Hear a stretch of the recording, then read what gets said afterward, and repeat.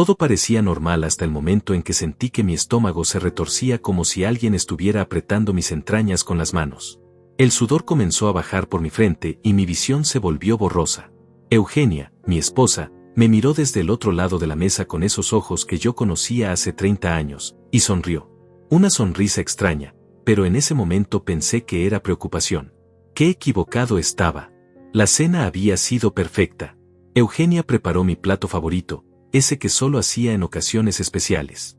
Había velas, música suave, y ella llevaba puesto ese vestido azul que tanto me gustaba. Me sentí el hombre más afortunado del mundo.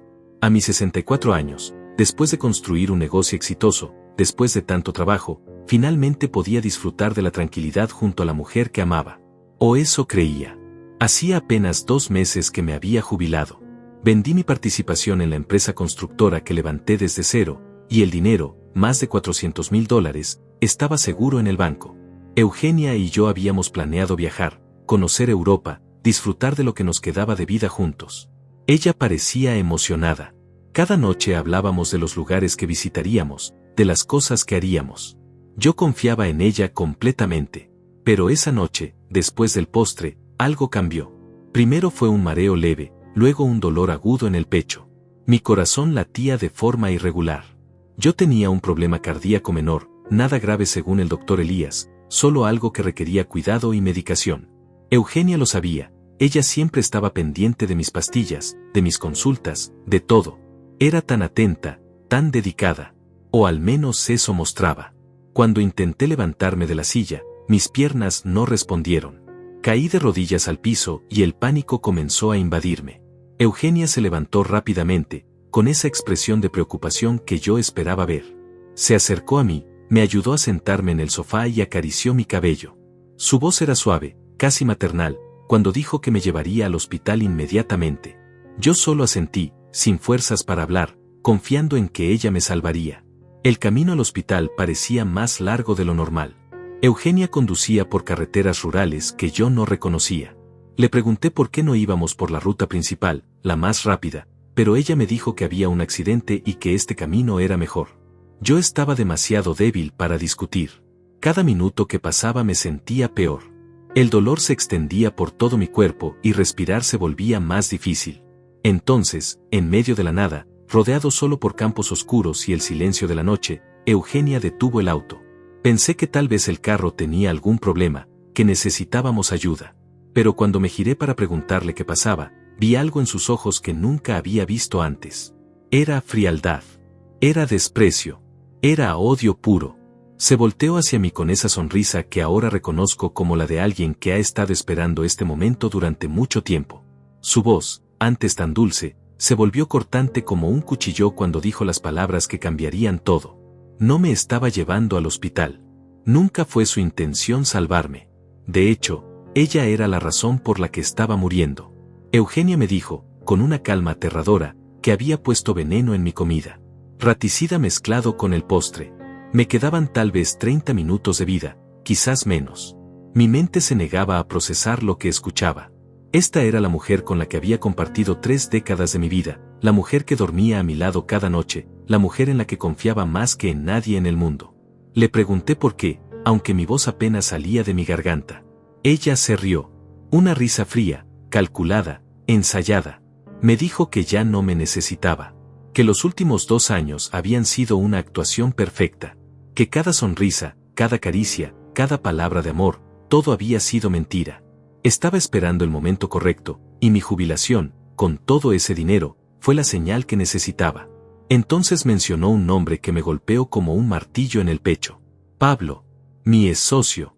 El hombre que yo consideraba un amigo, alguien en quien confié durante años antes de que él dejara la empresa por diferencias que nunca entendí del todo. Eugenia y Pablo eran amantes. Habían estado planeando esto juntos, esperando pacientemente a que yo vendiera mi parte del negocio para poder quedarse con todo. Eugenia abrió la puerta del auto y me ordenó salir. Yo apenas podía moverme, pero ella me empujó con fuerza, sin ninguna compasión. Caí sobre la tierra húmeda al lado del camino.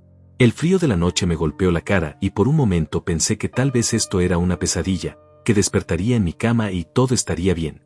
Pero no era un sueño. Eugenia se inclinó sobre mí, Me miró directamente los ojos y me dijo que me había alejado de mi familia, de mis amigos, de todos, y que nadie vendría a buscarme. Que cuando encontraran mi cuerpo, si es que lo encontraban, pensarían que fue un ataque cardíaco. Que ella lloraría en mi funeral, heredaría todo, y viviría feliz con Pablo mientras yo me pudría en alguna tumba olvidada. Después, simplemente se subió al auto, arrancó el motor, y se fue. Las luces traseras desaparecieron en la oscuridad y yo me quedé ahí, solo, tirado en el suelo, sintiendo como el veneno hacía su trabajo. Mi respiración se volvía cada vez más superficial, mi visión más borrosa. Acepté que iba a morir ahí, en medio de la nada, traicionado por la única persona en la que había confiado completamente. Pero entonces, cuando ya había cerrado los ojos y esperaba el final, escuché el sonido de un motor acercándose. Una luz brillante me cegó por un momento. Alguien había detenido su vehículo cerca de donde yo estaba. Una puerta se abrió y escuché pasos apresurados acercándose. Una voz de hombre, preocupada, preguntaba si estaba bien, si necesitaba ayuda. Intenté responder, pero solo salió un gemido débil de mi garganta. Sentí unas manos firmes revisándome, tomando mi pulso, levantando mis párpados para revisar mis ojos. Esa voz, la reconocía. Era familiar, pero mi mente estaba demasiado nublada para procesarlo. Entonces escuché mi nombre. Sebastián. Alguien me llamaba por mi nombre. La voz dijo que era el doctor Elías, mi médico, el mismo que me había estado tratando por mi problema cardíaco durante los últimos meses. ¡Qué coincidencia imposible!, pensé en mi delirio. De todos los lugares, de todas las personas, justo él pasaba por este camino desierto en el momento exacto en que yo estaba muriendo. El doctor Elías me dijo que me quedara quieto, que respirara despacio. Podía escucharlo hablando por teléfono, pidiendo una ambulancia, dando coordenadas. Luego sentí un pinchazo en mi brazo. Me estaba inyectando algo. Su voz era firme, profesional, pero había urgencia en ella. Me dijo que había visto mi auto pasar por la carretera principal hace unos minutos, que Eugenia iba sola, y que le pareció extraño porque sabía que yo tenía una cita de control al día siguiente. Decidió seguir el auto por curiosidad profesional, preocupado de que algo hubiera pasado. Cuando vio que Eugenia detenía el vehículo en medio de la nada y luego se iba dejando algo en el suelo, supo que algo estaba terriblemente mal. Por eso se desvió por este camino rural. Me encontró justo a tiempo. Le conté con la poca voz que me quedaba lo que Eugenia había hecho. Que me había envenenado. Que me había dejado aquí para morir. El doctor Elías maldijo en voz baja y comenzó a revisar mis síntomas con más atención. Sudoración excesiva, pulso irregular, pupilas dilatadas, temblores. Me preguntó qué había comido y cuando mencioné el postre, él asintió como si confirmara algo. Me dijo que los síntomas coincidían con envenenamiento por raticida, específicamente varfarina en dosis masivas. Era un anticoagulante que en grandes cantidades causaba hemorragias internas, fallo orgánico y eventualmente la muerte. Pero si se trataba rápido, si se administraba vitamina K y otros antídotos a tiempo, era reversible. Yo tenía una oportunidad de sobrevivir. La ambulancia llegó 20 minutos después, aunque para mí parecieron horas. Los paramédicos me subieron a la camilla y el doctor Elías viajó conmigo en el vehículo, explicándoles todo el camino lo que sospechaba. En el hospital, me llevaron directo a emergencias. Me conectaron a monitores, me pusieron sueros, me inyectaron antídotos. Todo era un borrón de luces brillantes, voces apresuradas y el sonido constante de las máquinas. Desperté varias horas después en una habitación privada. Mi cuerpo dolía, pero estaba vivo. El doctor Elías estaba sentado en una silla junto a mi cama, revisando unos papeles. Cuando vio que había abierto los ojos, se acercó y me dijo que había tenido suerte. Mucha suerte. Unos minutos más y el daño habría sido irreversible. Me salvó la vida. Le agradecí con lágrimas en los ojos. No solo por salvarme, sino por creer en mi historia. Muchos médicos habrían pensado que estaba delirando, que el veneno me había afectado la mente. Pero él no. Él sabía que Eugenia era capaz de esto. Y entonces me contó algo que me heló la sangre. Hace 3 meses, Eugenia había ido a su consultorio sin que yo lo supiera. Le había pedido que modificara mis resultados médicos, que exagerara la gravedad de mi condición cardíaca. Le ofreció dinero, mucho dinero, para que dijera que mi corazón estaba peor de lo que realmente estaba. El doctor Elías se negó rotundamente y le pidió que se fuera. Pensó en contármelo, pero Eugenia le rogó que no lo hiciera, diciendo que solo estaba preocupada, que quería asegurarse de que yo tomara mi salud en serio. Él decidió darle el beneficio de la duda, pero desde ese día mantuvo sus sospechas. Por eso cuando vio el auto esa noche, decidió seguirlo. Su instinto le decía que algo no estaba bien. Y tenía razón. Eugenia había estado preparando el escenario durante meses. Si lograba que pareciera que mi corazón estaba débil, nadie sospecharía cuando apareciera muerto. Todos pensarían que fue natural. Pero había más. El doctor Elías había investigado un poco después de ese encuentro extraño con Eugenia. Descubrió que ella había estado visitando a otro médico en la ciudad vecina, uno menos ético, buscando conseguir certificados falsos. También supo que Pablo, mi socio, había estado haciendo preguntas sobre mi salud en círculos sociales, como si estuviera midiendo cuánto tiempo me quedaba. Todo encajaba ahora. La forma en que Eugenia me había alejado de mi hermana Claudia en los últimos años. Las peleas que provocaba cada vez que yo quería visitarla. Me decía que Claudia era envidiosa, que solo quería mi dinero, que hablaba mal de ella a mis espaldas. Yo, como un idiota, le creí. Dejé de ver a mi única hermana, a la única familia de sangre que me quedaba, porque Eugenia me convenció de que era lo mejor. También recordé cómo había empezado a aislarme de mis viejos amigos. Eugenia siempre tenía una excusa para no asistir a reuniones, para no recibir visitas. Decía que necesitábamos tiempo para nosotros, que después de tantos años trabajando, merecíamos privacidad. Y yo, cansado y feliz de jubilarme, acepté sin cuestionar. Ahora entendía que todo fue parte de su plan. Aislarme para que cuando muriera, nadie hiciera preguntas incómodas. El doctor Elías me preguntó si quería llamar a la policía. Le dije que sí, que por supuesto que sí. Esa mujer había intentado asesinarme, me había traicionado de la peor manera posible. Pero entonces, mientras buscaba su teléfono, tuve una idea. Una idea que nacía de la rabia, del dolor, de la humillación de haber sido engañado durante tanto tiempo. Le pedí que esperara un momento antes de llamar a las autoridades. Necesitaba pensar. El doctor Elías me miró con curiosidad pero asintió. Me dijo que legalmente tenía que reportar el envenenamiento, pero que podía darme unas horas para decidir cómo proceder. Yo asentí, agradecido. Pasé la siguiente hora pensando en todo lo que había perdido por culpa de Eugenia. No solo casi pierdo mi vida, sino que perdí años creyendo en una mentira.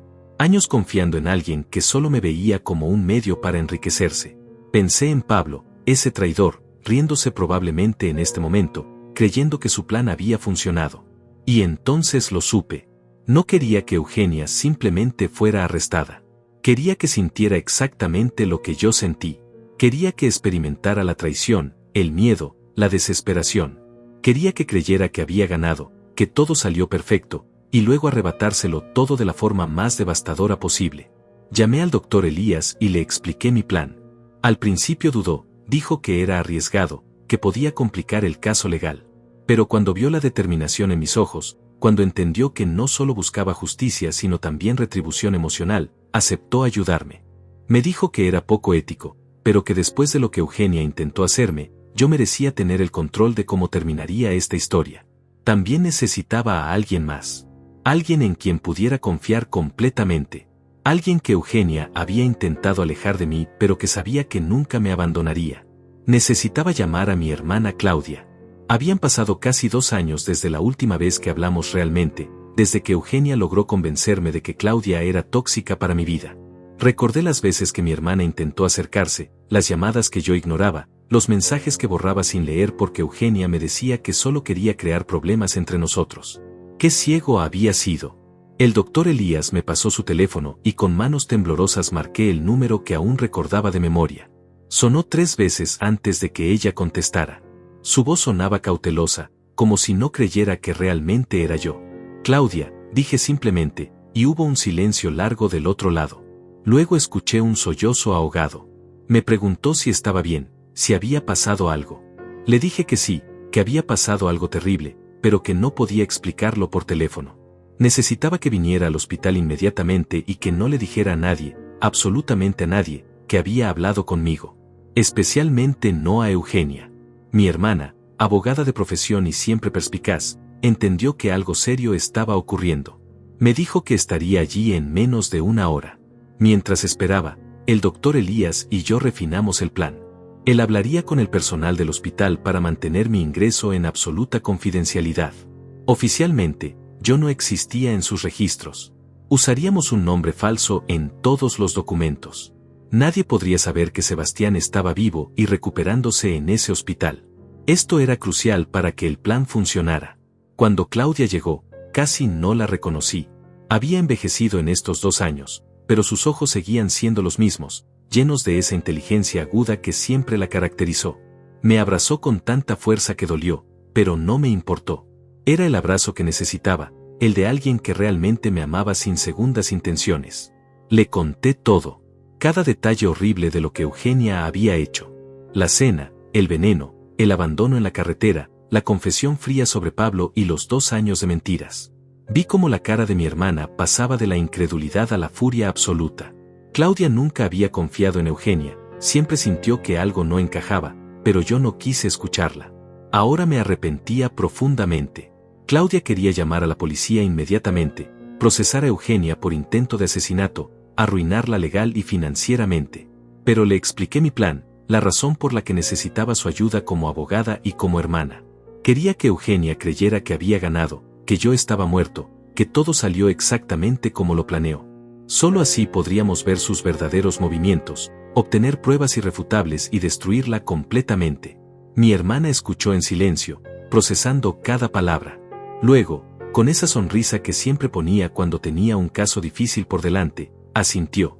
Me dijo que era arriesgado, que había variables que no podíamos controlar, pero que si lo hacíamos bien, Eugenia no solo iría a prisión, sino que perdería absolutamente todo.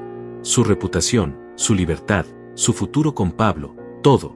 El doctor Elías explicó la parte médica del plan. Él emitiría un certificado de defunción falso, algo que podía costarle su licencia si se descubría, pero estaba dispuesto a arriesgarse. Declararía que Sebastián había muerto de un paro cardíaco fulminante, consecuencia de su condición preexistente. Nada de veneno, nada sospechoso. Un informe médico limpio que Eugenia podría usar para cobrar seguros y herencias sin levantar alarmas. Claudia añadió que ella se encargaría de la parte legal. Como mi hermana y abogada de confianza, tenía acceso a ciertos documentos. Podría monitorear cualquier movimiento que Eugenia hiciera con mis cuentas, cualquier intento de transferir fondos o cambiar titularidades. También podría rastrear a Pablo, ver si él hacía movimientos sospechosos con sus propias finanzas. Pero necesitábamos más. Necesitábamos pruebas directas, no solo circunstanciales.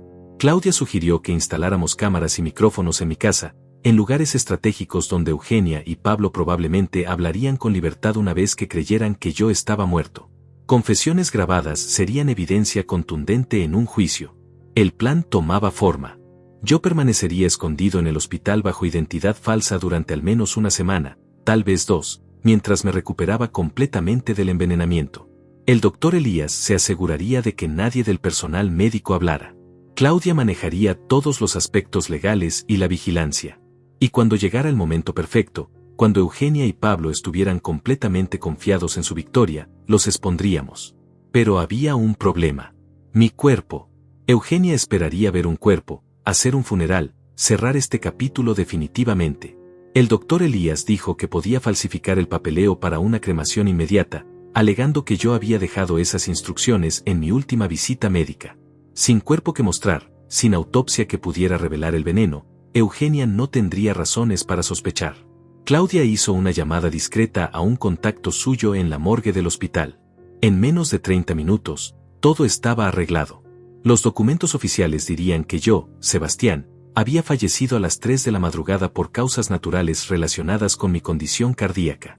Mi cuerpo supuestamente sería cremado en 48 horas, según mis deseos expresos. Ahora venía la parte más difícil. Alguien tenía que informarle a Eugenia de mi muerte. No podía ser el doctor Elías, ella sabía que él era mi médico y podría sospechar si la llamaba. Tenía que ser alguien del hospital, alguien neutral. Claudia se ofreció a hacerlo, pero yo negué. Eugenia sabía que mi hermana y yo estábamos distanciados, su llamada levantaría preguntas. Decidimos que sería una enfermera del hospital quien llamaría. Le diría a Eugenia que habían encontrado mi información de contacto en el sistema, que yo había llegado en ambulancia esa noche con un ataque cardíaco severo, y que a pesar de los esfuerzos del equipo médico, no pudieron salvarme. Simple, directo, creíble. La llamada se hizo a las 9 de la mañana del día siguiente. Yo estaba en la habitación, escuchando por el altavoz del teléfono de Claudia mientras la enfermera, siguiendo el guión que habíamos preparado, informaba a Eugenia de la terrible noticia. Hubo un silencio inicial, luego un grito ahogado, luego sollozos. Eugenia estaba actuando, por supuesto, pero lo hacía convincentemente. Preguntó qué había pasado, cómo era posible, dónde estaba yo ahora. La enfermera explicó pacientemente que yo había sido encontrado en la carretera rural por un conductor que pasaba, que me habían traído de emergencia, pero que mi corazón no resistió. El cuerpo estaba en la morgue, esperando instrucciones de la familia para los arreglos funerarios. Eugenia dijo entre lágrimas que iría inmediatamente al hospital. La enfermera le informó que debido a protocolos de identificación, necesitaría traer documentos que probaran nuestro matrimonio. Eugenia dijo que los traería todos, que estaría allí en menos de 2 horas. Colgó y yo me quedé mirando el teléfono en silencio. Claudia puso su mano sobre la mía. Me preguntó si estaba seguro de querer seguir adelante con esto. Le dije que nunca había estado más seguro de algo en mi vida. Eugenia iba a pagar por lo que hizo, pero no de la manera fácil. Iba a sufrir cada segundo de su caída, tal como ella había planeado que yo sufriera en esa carretera oscura. 2 horas después, Eugenia llegó al hospital. Yo estaba escondido en otra ala del edificio, pero Claudia me mantenía informado por mensaje de texto. Mi hermana se había posicionado estratégicamente en la sala de espera, disfrazada con gafas y ropa que Eugenia no reconocería, observando cada movimiento de mi esposa. Eugenia llevaba ropa oscura, gafas de sol enormes, y un pañuelo en la mano. La imagen perfecta de la viuda destrozada. Habló con el personal de la morgue, mostró los documentos del matrimonio, firmó papeles. Claudia me envió un mensaje diciendo que Eugenia había preguntado si podía ver el cuerpo. El personal, siguiendo nuestras instrucciones, le explicó que debido al estado en que me encontraron y a las regulaciones hospitalarias, ya habían preparado el cuerpo para la cremación según mis supuestos deseos previos. Eugenia insistió, pero con menos fuerza de la que cabría esperar de una esposa verdaderamente devastada. Finalmente aceptó la explicación y firmó la autorización para proceder con la cremación. Mi hermana observó cómo Eugenia salía del hospital, se subía a su auto, y en el momento en que las puertas se cerraron, la transformación fue inmediata. Las lágrimas desaparecieron, se quitó las gafas oscuras y sacó su teléfono. Claudia, que había corrido a su propio vehículo, logró tomar fotografías de todo. Eugenia estaba sonriendo ampliamente mientras marcaba un número. No necesitábamos adivinar a quién llamaba. Tenía que ser Pablo. Mi hermana me envió las fotos y sentí como la rabia crecía dentro de mí. Ahí estaba mi esposa, la mujer que supuestamente me amaba, celebrando mi muerte a menos de 100 metros de donde yo supuestamente yacía en una morgue. La frialdad de esa mujer no tenía límites. Esa misma tarde, Claudia y un técnico de confianza entraron a mi casa con una orden judicial falsa que ella misma había elaborado. Eugenia estaba fuera, probablemente con Pablo, celebrando su victoria. Instalaron cámaras ocultas en la sala, en la cocina, en la habitación principal y en el estudio. También colocaron micrófonos de alta sensibilidad en puntos estratégicos. Todo conectado a un sistema de grabación remota que mi hermana podía monitorear desde su teléfono. Cuando el técnico terminó, Claudia revisó cada ángulo personalmente. Me envió capturas de pantalla mostrando la cobertura completa. No había punto ciego. Cualquier conversación que Eugenia tuviera en esa casa quedaría registrada. Solo era cuestión de tiempo antes de que ella y Pablo se sintieran suficientemente seguros para hablar libremente. No tuvimos que esperar mucho. Esa misma noche, Eugenia regresó a casa acompañada. Claudia me llamó inmediatamente y me conectó a la transmisión en vivo de las cámaras. Vi a mi esposa entrar por la puerta principal del brazo de Pablo. Él llevaba una botella de champán. Los vi reírse, besarse, celebrar en la sala donde apenas 24 horas antes yo había creído compartir una cena romántica con la mujer que amaba. Pablo descorchó la botella y sirvió 2 copas. Brindaron por mi muerte. Eugenia dijo que todo había salido perfecto, mejor de lo que imaginaron. Que el hospital no hizo preguntas, que nadie sospechó nada, que en 48 horas mi cuerpo sería cenizas y nunca podrían probar lo que realmente pasó. Pablo la felicitó por su actuación en el hospital. Dijo que casi se lo creyó cuando la vio entrar con esas gafas oscuras y ese pañuelo. Eugenia se rió y respondió que había estado practicando frente al espejo durante semanas. Cada gesto, cada lágrima, cada temblor en la voz, todo calculado para parecer la viuda perfecta. Luego hablaron del dinero. Pablo preguntó cuánto tiempo tomaría hasta que ella pudiera acceder a las cuentas. Eugenia explicó que como esposa legítima y única beneficiaria en el testamento, tendría acceso en cuanto presentara el certificado de defunción. Calculaba que en menos de una semana podría comenzar a transferir fondos. Los $400,000 de mi jubilación, más las propiedades, más los seguros de vida. Estaban hablando de casi $600,000 en total. Pablo dijo que con ese dinero podrían irse a vivir a otro país, empezar de nuevo, ser finalmente felices juntos sin tener que esconderse. Eugenia estuvo de acuerdo. Mencionó que estaba pensando en Costa Rica o Panamá, lugares donde el dinero rindiera más y donde nadie los conociera. Lugares donde nadie haría preguntas sobre el pasado. Pero entonces Eugenia dijo algo que me sorprendió incluso a mí, que ya creía conocer el nivel de su maldad. Dijo que lo único que lamentaba era no haber hecho esto antes. Que los últimos 30 años conmigo habían sido un desperdicio de su vida. Que cada vez que tenía que besarme, que estar en la misma cama conmigo, que fingir que me amaba, sentía náuseas. Que yo era un viejo aburrido, sin pasión, sin ambición real, solo un tonto trabajador que acumuló dinero sin saber disfrutarlo. Pablo se rió y agregó que yo siempre fui demasiado confiado, demasiado ingenuo. Que cuando él todavía era mi socio, se dio cuenta de que yo era el tipo de persona fácil de manipular. Por eso cuando Eugenia se le acercó hace 2 años con la propuesta de deshacerse de mí y compartir mi fortuna, supo que sería sencillo. Yo era predecible, confiable, estúpido. Los escuché hablar durante más de 1 hora. Cada palabra era como un cuchillo en el pecho, pero me obligué a escuchar todo. Necesitaba oír cada detalle para entender la magnitud de su traición. Hablaron de cómo Eugenia había empezado a alejarme de Claudia hace 2 años, justo cuando comenzaron su plan. Sabían que mi hermana era inteligente, que podría oler algo sospechoso, así que la mejor estrategia era aislarme de ella completamente. También admitieron que el intento de sobornar al doctor Elías fue un error de cálculo. Eugenia pensó que todos los médicos eran corruptibles si el precio era correcto. Cuando él se negó, tuvieron que ajustar el plan. Por eso decidieron usar veneno en lugar de manipular mis medicamentos como habían planeado originalmente. Era más rápido, más directo, más difícil de rastrear si lo hacían bien. Pablo preguntó si Eugenia estaba segura de que yo había muerto. Ella respondió que por supuesto, que me había visto moribundo en esa carretera, que no había forma de que sobreviviera más de 30 minutos sin atención médica, y que en esa zona rural, en medio de la noche, nadie pasaba nunca. Era el lugar perfecto para deshacerse de mí. Pero Pablo insistió. Dijo que necesitaban estar completamente seguros. Que tal vez deberían haber verificado el cuerpo en el hospital, solo para confirmar. Eugenia le dijo que dejara de preocuparse, que todo estaba bajo control. El hospital tenía mi cuerpo, habían confirmado mi identidad, y en 2 días estaría cremado. No había manera de que esto saliera mal. Entonces Eugenia levantó su copa y propuso un brindis final. Por su libertad, por su futuro juntos, y por mi estupidez de nunca haber visto lo que tenía enfrente durante 30 años. Pablo chocó su copa contra la de ella y bebieron. Luego se besaron apasionadamente en el mismo sofá donde yo solía sentarme a ver televisión después de un largo día de trabajo. No pude seguir mirando. Le pedí a Claudia que detuviera la transmisión. Ya habíamos obtenido suficiente evidencia para esa noche. Confesiones completas, admisión del plan, celebración del crimen. Todo grabado en video y audio de alta calidad. Cualquier juez que viera esas imágenes no tendría dudas sobre su culpabilidad. Mi hermana vino al hospital esa noche con una copia de las grabaciones. Las vimos juntos en silencio. Cada palabra de Eugenia dolía, pero también fortalecía mi determinación.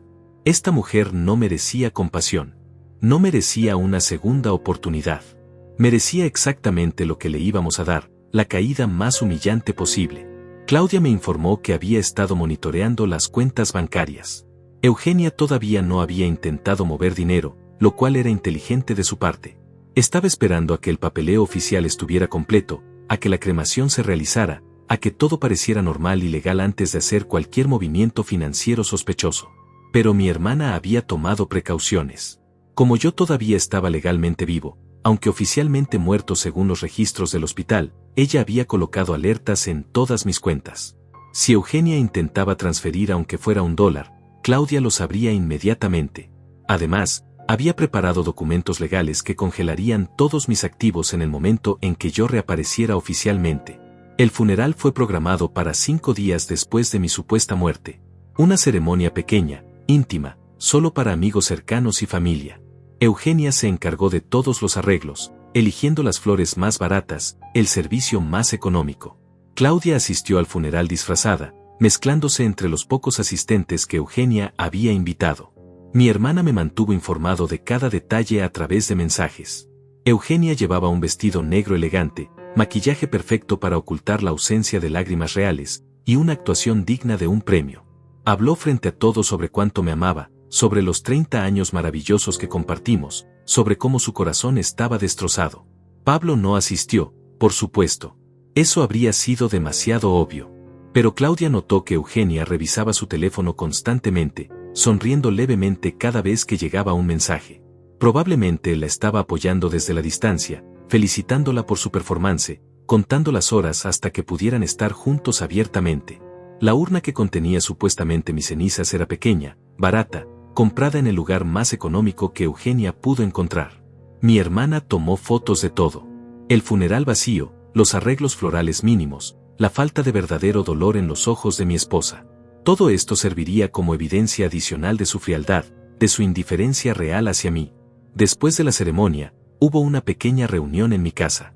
Eugenia invitó a algunas personas del vecindario, más que nada para mantener las apariencias. Sirvió bocadillos simples, vino barato, y continuó con su papel de viuda afligida.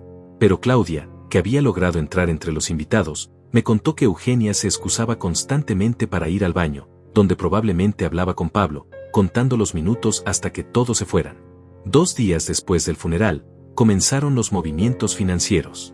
Eugenia presentó el certificado de defunción en el banco y solicitó acceso a nuestras cuentas conjuntas.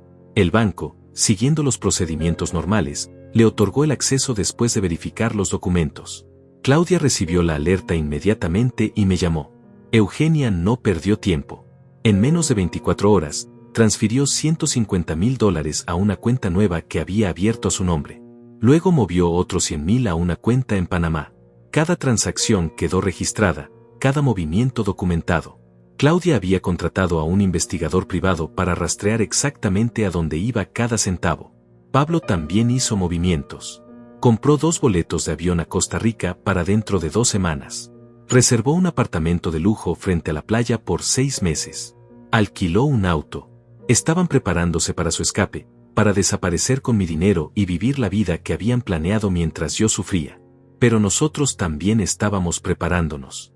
Claudia había contactado a un fiscal de confianza, alguien que ella conocía de sus años como abogada de crímenes financieros. Le mostró todas las pruebas que habíamos recopilado, las grabaciones, los registros bancarios, todo. El fiscal quedó impresionado con la cantidad de evidencia sólida que teníamos.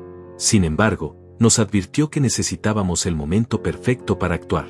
Si revelábamos que yo estaba vivo demasiado pronto, Eugenia y Pablo podrían alegar que las grabaciones fueron fabricadas, que todo era una conspiración.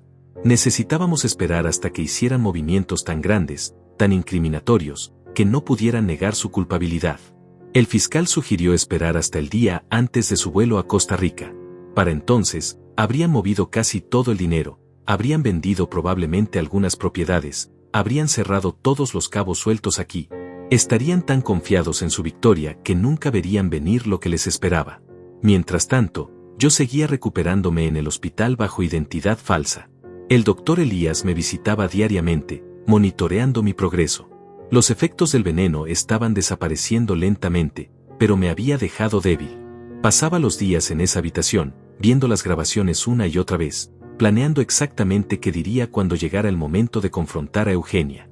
Claudia me trajo ropa nueva, documentos nuevos, todo lo que necesitaría cuando finalmente saliera de ese hospital.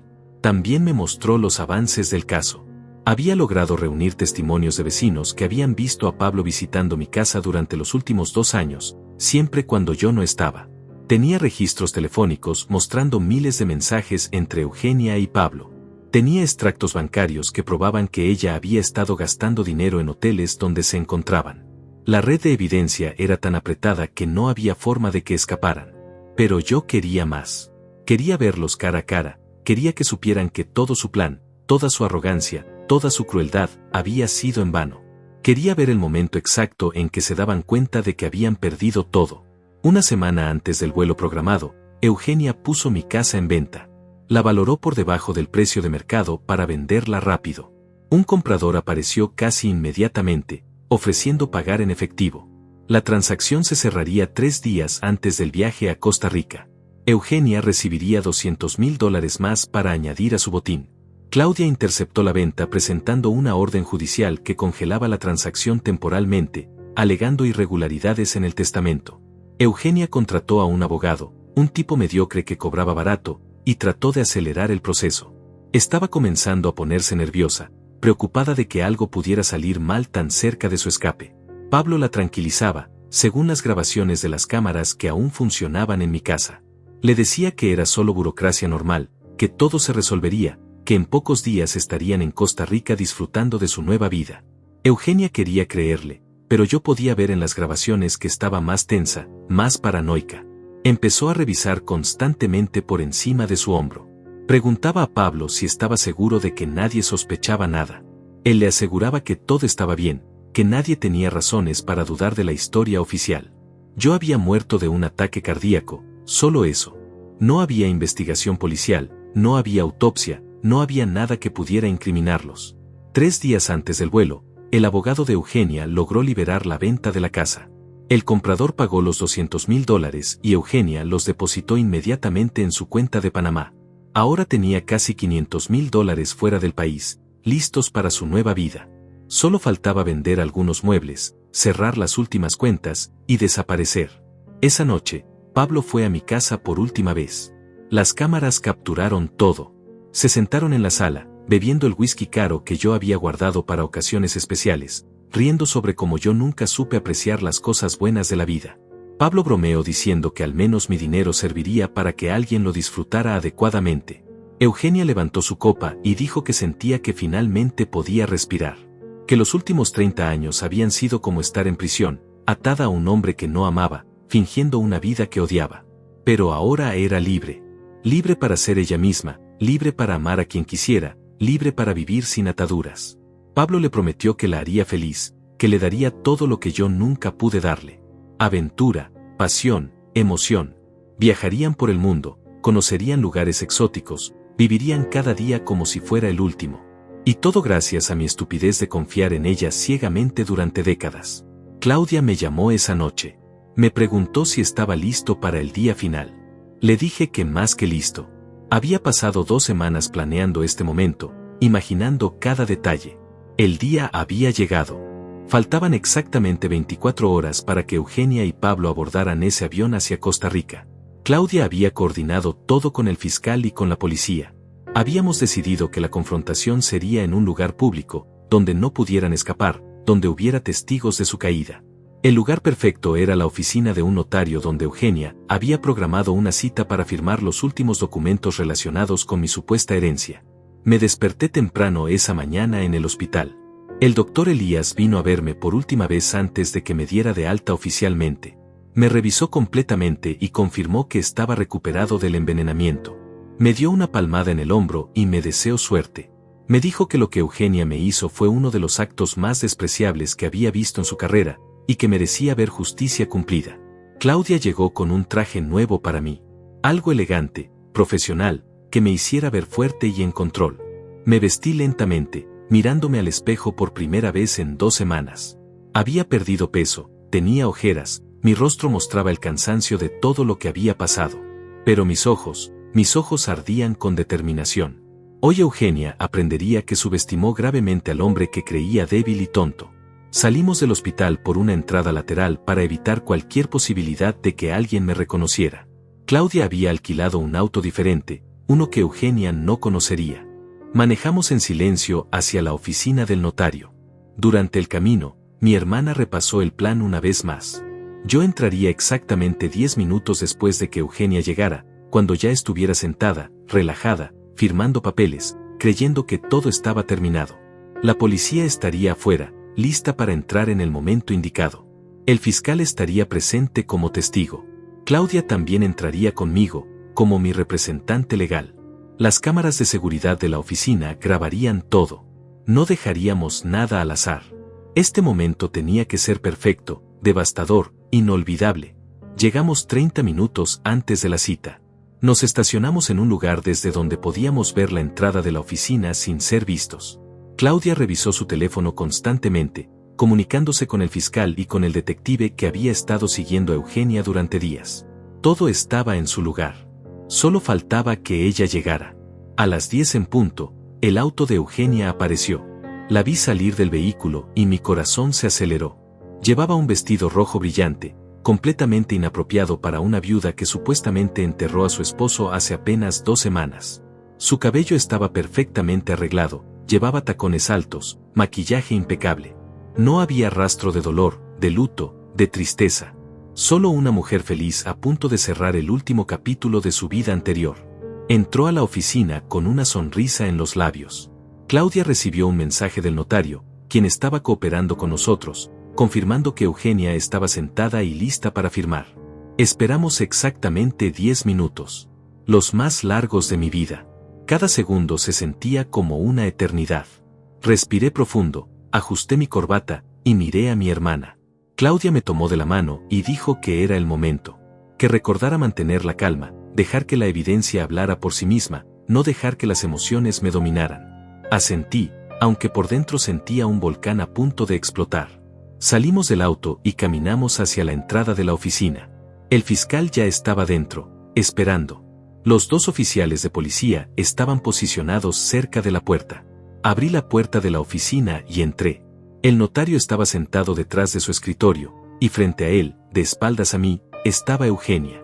Escuché mi propia respiración, el sonido de mis zapatos contra el piso de madera. El notario me vio primero y sus ojos se abrieron ligeramente, aunque ya sabía que yo vendría. Eugenia estaba distraída, revisando uno de los documentos, completamente ajena a lo que estaba por suceder. Di 3 pasos más hacia adelante. Claudia cerró la puerta detrás de nosotros. El sonido hizo que Eugenia levantara la vista hacia el notario, preguntando si esperaba a alguien más. El notario no respondió, solo señaló con la cabeza hacia donde yo estaba parado.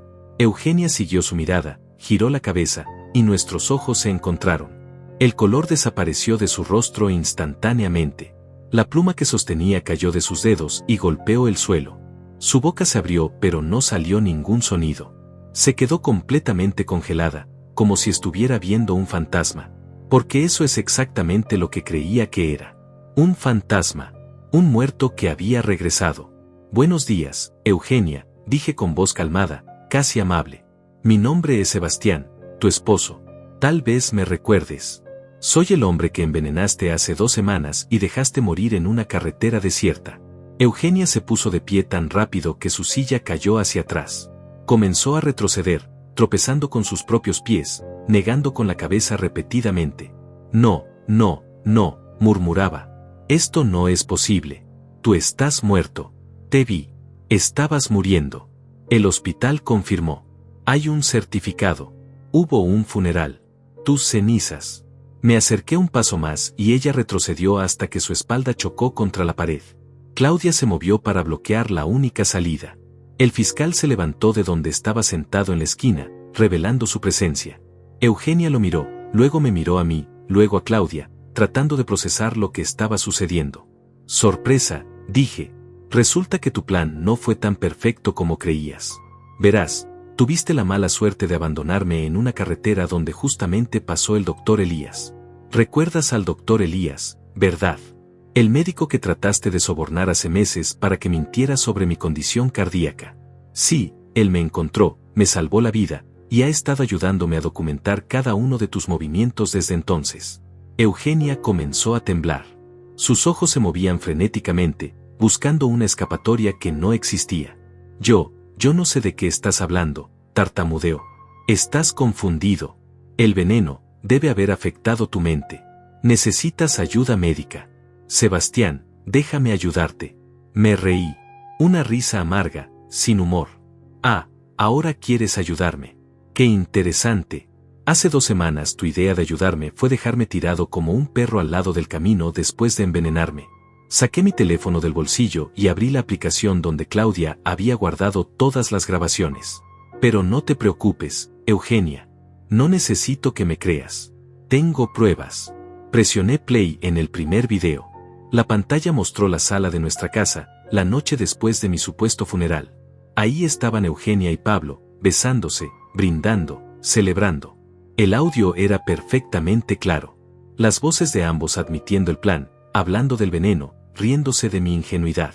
Eugenia palideció aún más mientras veía la grabación. Hay más, continué, pasando a otro video. Aquí están ustedes discutiendo cómo mover el dinero. Aquí están planeando su escape a Costa Rica. Aquí estás tú, querida esposa, diciendo que los 30 años conmigo fueron como estar en prisión. Tengo horas y horas de material. Cada confesión, cada detalle de su plan, todo grabado. Eugenia se dejó caer al suelo, sus piernas ya no podían sostenerla. Comenzó a llorar, pero estas no eran las lágrimas falsas que había mostrado en el funeral. Estas eran lágrimas reales de terror, de desesperación, de alguien que acaba de darse cuenta de que su vida está completamente destruida. El fiscal se acercó y se presentó formalmente. Le informó a Eugenia que estaba bajo arresto por intento de homicidio premeditado, fraude, falsificación de documentos y varios otros cargos. Que todo lo que dijera podría ser usado en su contra. Eugenia sollozaba incontrolablemente, tratando de decir algo, pero las palabras no salían coherentemente. Claudia abrió la puerta y los dos oficiales de policía entraron. Uno de ellos sacó las esposas mientras el otro leía los derechos de Eugenia. Ella intentó resistirse, gritando que esto era un error, que yo estaba mintiendo, que las grabaciones eran falsas. Pero nadie le creía. La evidencia era abrumadora, irrefutable. Antes de que se la llevaran, me arrodillé frente a ella para quedar a su altura. La miré directamente a los ojos, esos ojos que una vez creí llenos de amor y que ahora solo veían con desprecio y miedo. Eugenia, le dije suavemente, 30 años desperdicié amándote. 30 años confiando en ti ciegamente. Creí que eras mi compañera, mi apoyo, mi razón para trabajar tan duro. Pero todo fue mentira. Ella trató de tocar mi mano, pero yo la retiré. Ahora vas a experimentar exactamente lo que yo sentí en esa carretera, continué. La traición, el miedo, la desesperación de perderlo todo. La diferencia es que yo sobreviví y tú no sobrevivirás a esto. Los oficiales la levantaron del suelo y la esposaron. Eugenia gritaba mi nombre, suplicando que la escuchara, que le diera una oportunidad de explicar. Pero yo ya no tenía nada que escuchar. Me puse de pie y le di la espalda mientras se la llevaban de la oficina. Sus gritos se fueron apagando a medida que la alejaban. Claudia puso su mano en mi hombro. Me preguntó si estaba bien. Le dije que sí, aunque temblaba por dentro. Ver a Eugenia desmoronarse, ver su caída, debería haberme hecho sentir satisfecho. Y en parte lo hacía. Pero también sentía un vacío profundo. 30 años de mi vida habían sido construidos sobre mentiras, y aunque la justicia estaba siendo servida, eso no devolvía el tiempo perdido. El fiscal me felicitó por mantener la compostura. Me informó que con toda la evidencia que habíamos recopilado, el caso era prácticamente imposible de perder. Eugenia enfrentaría décadas en prisión. Pero el trabajo aún no estaba terminado. Faltaba la otra mitad de la ecuación. Pablo. Claudia ya había enviado mensajes a los detectives que estaban vigilando a Pablo. Él estaba en su apartamento, probablemente esperando que Eugenia lo llamara para confirmar que todo había salido bien con los últimos documentos. No tenía idea de lo que acababa de suceder. Aún creía que en 24 horas estaría en un avión hacia su nueva vida. Decidimos que la policía iría a arrestarlo inmediatamente. No queríamos darle tiempo de darse cuenta de que algo había salido mal y tratar de huir. Claudia, el fiscal y yo nos dirigimos hacia el apartamento de Pablo. Queríamos estar presentes cuando lo arrestaran. Queríamos ver su cara cuando descubriera que todo su plan se había derrumbado. El apartamento de Pablo estaba en un edificio moderno en el centro de la ciudad. Subimos junto con 4 oficiales de policía. Cuando llegamos a su puerta, uno de los detectives tocó. Escuchamos movimiento adentro, pasos acercándose. La puerta se abrió y ahí estaba Pablo, vestido casualmente, una sonrisa relajada en su rostro que desapareció instantáneamente cuando vio a los policías. Su mirada pasó de los oficiales a mí, y vi cómo sus ojos se agrandaban con puro shock. Sebastián, murmuró. Pero tú estás. Eugenia dijo que no podía terminar una frase coherente. Su cerebro claramente intentaba procesar lo imposible. Yo estaba muerto. Él lo sabía. Eugenia se lo había confirmado. Había visto el certificado de defunción. Sorpresa, Pablo, dije con una sonrisa fría. Parece que los reportes de mi muerte fueron grandemente exagerados. Los oficiales le mostraron la orden de arresto, intento de homicidio, conspiración para cometer fraude, y una lista larga de otros cargos. Pablo palideció, retrocedió hacia su apartamento tratando de cerrar la puerta, pero los policías fueron más rápidos. Lo empujaron hacia adentro y lo esposaron mientras él gritaba que esto era un error, que no había hecho nada malo, que no sabía de qué estábamos hablando. Uno de los detectives le mostró fotos de él y Eugenia juntos, extractos de sus comunicaciones, registros de las reservaciones a Costa Rica, transferencias bancarias. La evidencia se acumulaba frente a sus ojos. Pablo dejó de resistirse. Se desplomó en su sofá, esposado, mirando al vacío. Preguntó en voz baja dónde estaba Eugenia. Le dije que ya estaba arrestada, que había confesado todo frente a un notario, que las grabaciones de su casa mostraban cada detalle de su plan, que no había forma de escapar de esto. Él cerró los ojos. Por un momento pensé que iba a llorar, pero en cambio se rió. Una risa quebrada, derrotada. Dijo que Eugenia le había prometido que todo estaba bajo control, que el plan era perfecto, que yo era demasiado estúpido para sospechar algo, que dentro de 24 horas estarían bebiendo cócteles en una playa tropical mientras yo era solo un recuerdo olvidado. Le dije que el único error en su plan fue subestimarme. Creyeron que porque confiaba en las personas, porque no era cínico ni paranoico, era débil. Pero la confianza no es debilidad, Pablo. La traición es debilidad. La cobardía de envenenar a alguien en lugar de enfrentarlo directamente, eso es debilidad. Los oficiales se lo llevaron del apartamento. A diferencia de Eugenia, Pablo no suplicó ni gritó. Simplemente caminó con la cabeza baja, derrotado, sabiendo que su vida tal como la conocía había terminado. Claudia y yo nos quedamos en el apartamento vacío por un momento. Ella abrazó a mi hermano, algo que no hacía desde que éramos niños. Me dijo que estaba orgullosa de mí, que había manejado todo esto con más fuerza y dignidad de lo que ella esperaba. Le agradecí por nunca rendirse conmigo, por estar ahí incluso cuando yo la había alejado.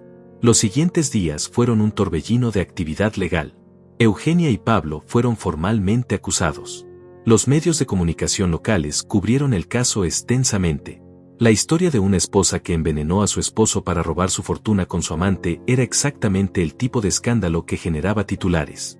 Mi nombre y mi foto aparecieron en todos lados. Algunos vecinos me buscaron para expresar su shock y su apoyo. Otros simplemente me miraban con curiosidad morbosa.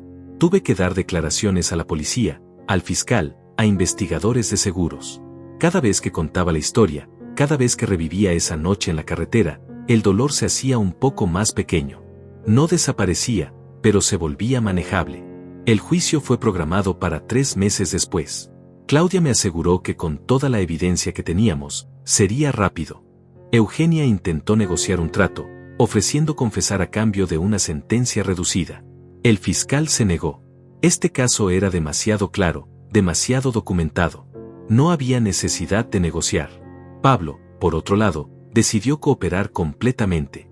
Confesó todo, proporcionó detalles adicionales que ni siquiera teníamos en nuestras grabaciones. Explicó cómo él y Eugenia habían comenzado su aventura hace 2 años, cómo ella se le acercó con la idea de deshacerse de mí, cómo planearon cada paso meticulosamente. Su cooperación no lo salvaría de la prisión, pero tal vez reduciría su sentencia. Durante esos 3 meses de espera, tuve que reconstruir mi vida. Mi casa había sido vendida a Eugenia antes de su arresto, pero Claudia logró revertir la venta argumentando fraude. Recuperé la propiedad, pero no podía vivir ahí. Cada rincón me recordaba la traición. Decidí venderla realmente y comprar algo nuevo, un lugar sin memorias contaminadas. También recuperé todo el dinero que Eugenia había transferido. Las cuentas en Panamá fueron congeladas y los fondos repatriados.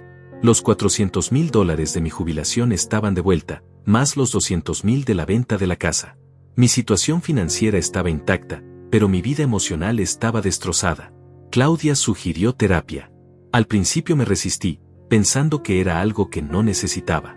Pero después de algunas semanas de insomnio, de pesadillas recurrentes sobre esa noche en la carretera, de ataques de ansiedad cada vez que veía algo que me recordaba a Eugenia, acepté que necesitaba ayuda profesional. El terapeuta me ayudó a procesar el trauma, no solo del envenenamiento sino de la traición emocional de 30 años. Me hizo entender que no era mi culpa haber confiado, que confiar en las personas no me hacía tonto. Me hacía humano. Lo que Eugenia y Pablo hicieron fue una elección consciente de su parte, no una consecuencia de mi ingenuidad. Esas sesiones fueron dolorosas pero necesarias. Lentamente, comencé a dormir mejor, a sentir que podía respirar sin ese peso constante en el pecho. También me reconecté con personas que había perdido durante los últimos años.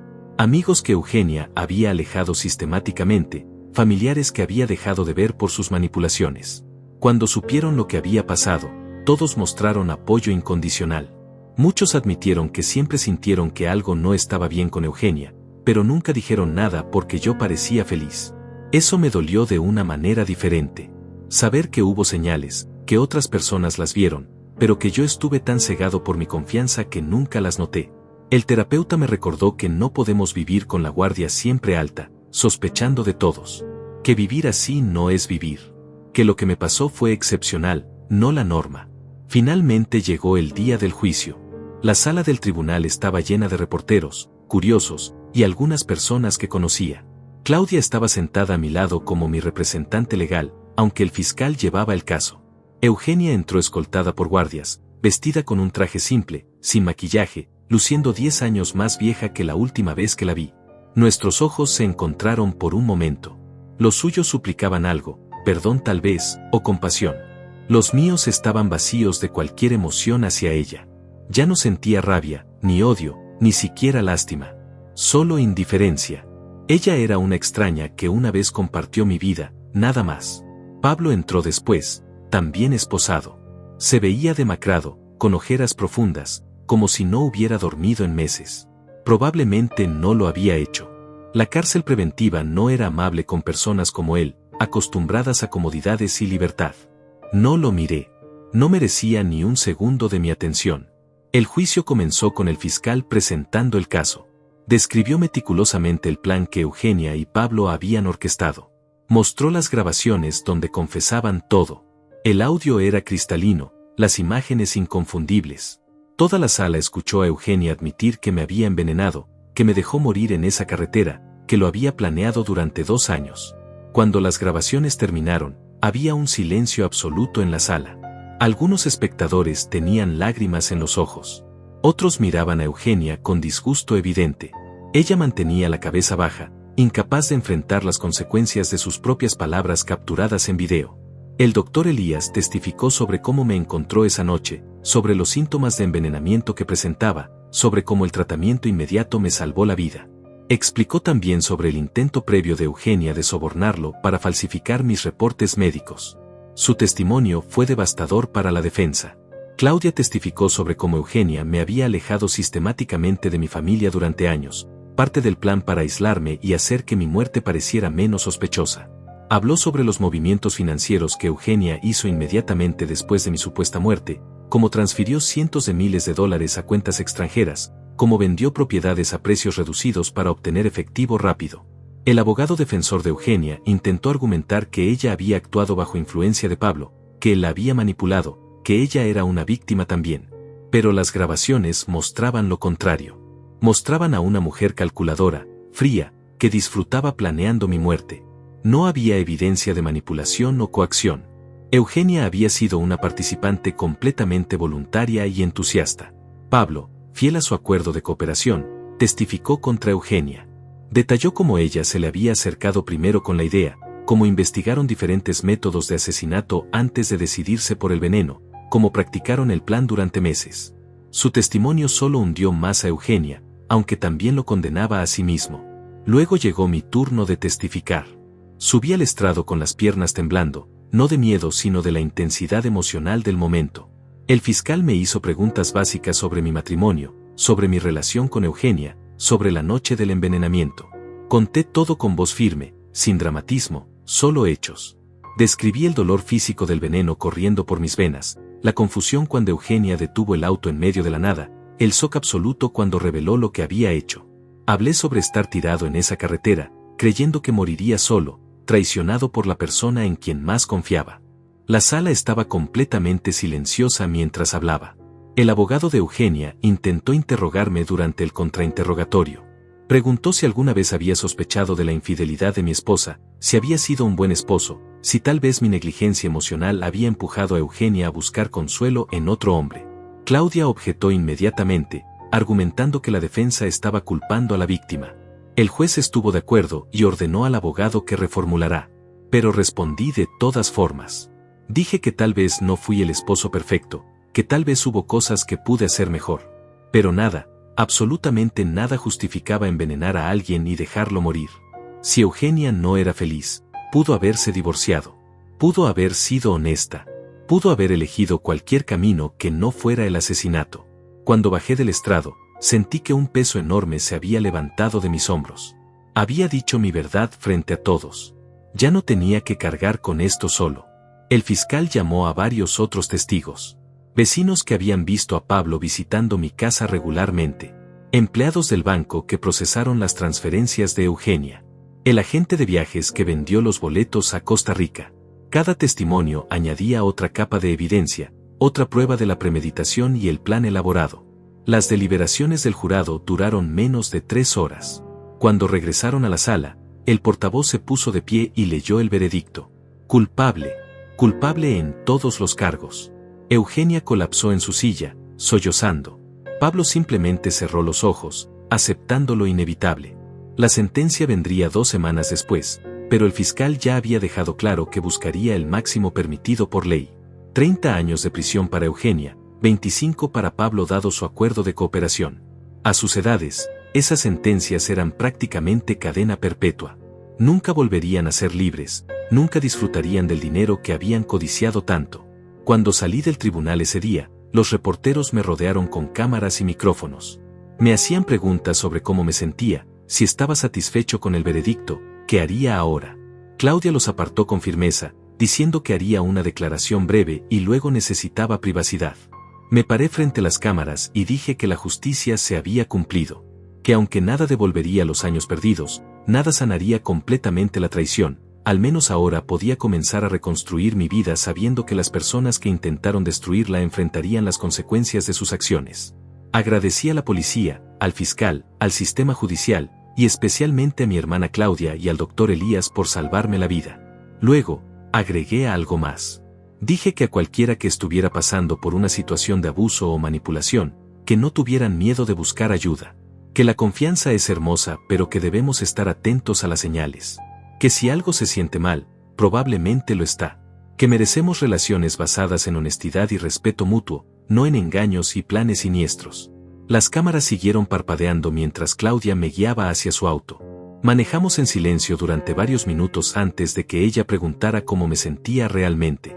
Le dije que vacío, que esperaba sentir triunfo o satisfacción, pero en realidad solo sentía un vacío donde una vez hubo 30 años de mi vida. Ella asintió comprensivamente. Me dijo que era normal, que había pasado por un trauma extraordinario y que sanar tomaría tiempo, pero que cada día sería un poco más fácil, que eventualmente podría pensar en esto sin sentir dolor. 2 semanas después vino la sentencia oficial. El juez fue implacable. Miró a Eugenia directamente y le dijo que su crimen fue de una crueldad calculada raramente vista en sus décadas en el sistema judicial. Que traicionar a alguien que confiaba completamente en ti, envenenarlo lentamente durante una cena que preparaste con tus propias manos, y luego abandonarlo para morir solo en una carretera desierta, representaba una depravación moral profunda. Le dio 35 años de prisión sin posibilidad de libertad condicional por 25 años. A sus 58 años, eso significaba que pasaría el resto de su vida útil tras las rejas. Eugenia lloró descontroladamente mientras los guardias la sacaban de la sala. Gritó mi nombre una última vez, suplicando perdón, pero yo no me volteé. No tenía nada más que darle. Pablo recibió 28 años con posibilidad de libertad condicional después de 20, debido a su cooperación. El juez le dijo que aunque ayudó al caso, eso no excusaba su participación entusiasta en un plan para asesinar a un hombre inocente. Pablo aceptó la sentencia sin decir una palabra, probablemente agradecido de que no fuera peor. Cuando todo terminó, cuando las puertas del tribunal se cerraron detrás de mí por última vez, sentí algo que no había sentido en meses. Alivio. Un alivio profundo y completo. Se había hecho justicia. El sistema funcionó. Los culpables fueron castigados. Ahora podía comenzar realmente a sanar. Los primeros meses después del juicio fueron difíciles. Vendí la casa finalmente y compré un apartamento pequeño en un barrio tranquilo donde nadie me conocía. Doné gran parte de los muebles que Eugenia y yo habíamos compartido. No quería nada que me recordara a ella o a esa vida falsa que habíamos construido juntos. Claudia me visitaba regularmente. Cenábamos juntos, hablábamos de todo y nada, reconstruíamos la relación que Eugenia había destruido. Mi hermana nunca dijo te lo dije, nunca me hizo sentir culpable por haberla alejado. Solo estuvo ahí, paciente y amorosa, ayudándome a encontrar mi camino de vuelta a la vida. También me reconecté con viejos amigos. Algunos de mis compañeros del negocio que había dejado cuando me jubilé me buscaron. Salíamos a cenar, jugábamos cartas, hacían chistes malos sobre mis aventuras. Era normal, reconfortante, exactamente lo que necesitaba. Me recordaban que no todo en mi vida había sido mentira, que tenía relaciones genuinas, personas que se preocupaban por mis insegundas intenciones. El doctor Elías se convirtió en un amigo cercano. Más allá de nuestra relación médico-paciente, habíamos compartido algo extraordinario. Él me salvó la vida en el sentido más literal posible, y luego me ayudó a obtener justicia. Almorzábamos una vez por semana, y él siempre preguntaba cómo estaba manejando todo emocionalmente, no solo físicamente. En una de esas comidas, me contó que había recibido ofertas de programas de televisión queriendo contar nuestra historia. Le dije que podía hacer lo que quisiera, que agradecía su ayuda más de lo que palabras podían expresar. Él rechazó todas las ofertas. Dijo que había hecho lo correcto porque era lo correcto, no por fama o dinero. 6 meses después del juicio, finalmente me sentí listo para considerar qué hacer con el resto de mi vida. Tenía 64 años, todavía décadas potencialmente por delante si cuidaba mi salud. No quería desperdiciarlas viviendo en el pasado, amargado y roto. Eugenia y Pablo ya me habían robado suficiente, no les daría mi futuro también. Decidí viajar, algo que Eugenia y yo supuestamente íbamos a hacer juntos pero que nunca sucedió. Compré boletos para Europa, los mismos lugares que una vez planeamos visitar. Pero esta vez fui solo, a mi propio ritmo, sin tener que fingir felicidad o compartir experiencias con alguien que secretamente me odiaba. París fue hermoso. Roma fue impresionante. Barcelona fue vibrante. Cada ciudad me enseñó que la vida continuaba, que el mundo era grande y lleno de belleza, que mi pequeña tragedia personal no definía todo lo que existía.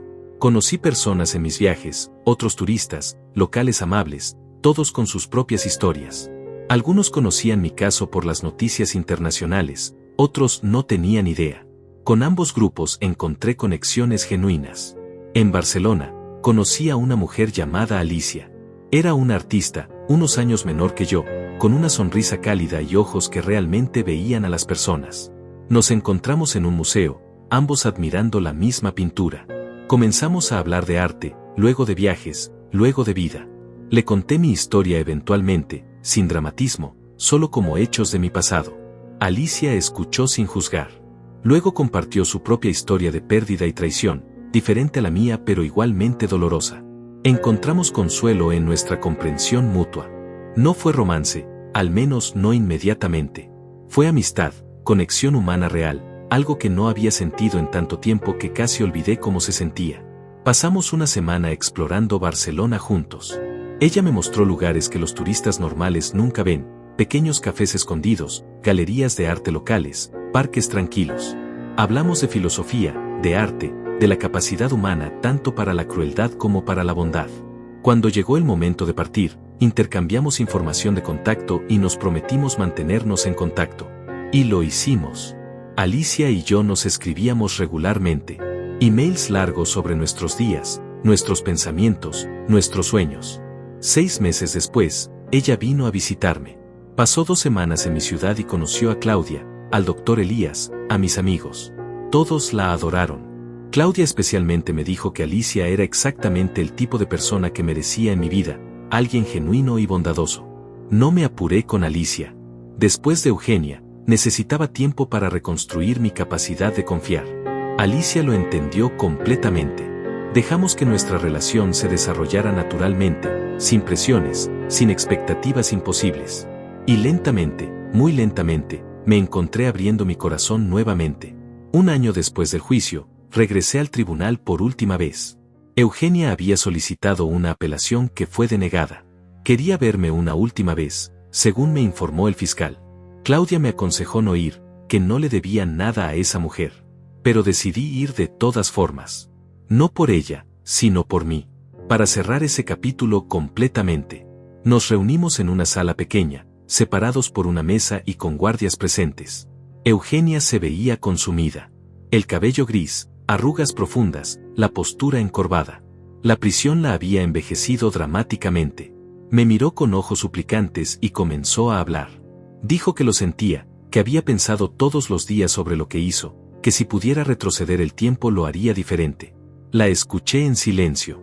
Cuando terminó, le dije que no aceptaba su disculpa, que sus palabras eran vacías porque solo surgían después de ser atrapada y condenada, que si su plan hubiera funcionado, si yo hubiera muerto en esa carretera, ella estaría ahora en Costa Rica con Pablo, gastando mi dinero y riéndose de mi memoria. Le dije que pasaría el resto de mi vida no odiándola, porque el odio solo me lastimaría a mí, pero tampoco la perdonaría, que simplemente existiría sin ella en mi mente, sin darle ningún espacio en mi futuro, que ella tendría décadas en prisión para reflexionar sobre sus elecciones, pero yo pasaría mis décadas viviendo plenamente la vida que intentó arrebatarme. Me levanté para irme y Eugenia gritó esperando que la mirara una vez más. Me detuve en la puerta pero no me volteé. Dije simplemente adiós, Eugenia, y salí. Nunca la volví a ver. Hoy, 3 años después de aquella noche terrible en la carretera, estoy sentado en mi balcón viendo el atardecer.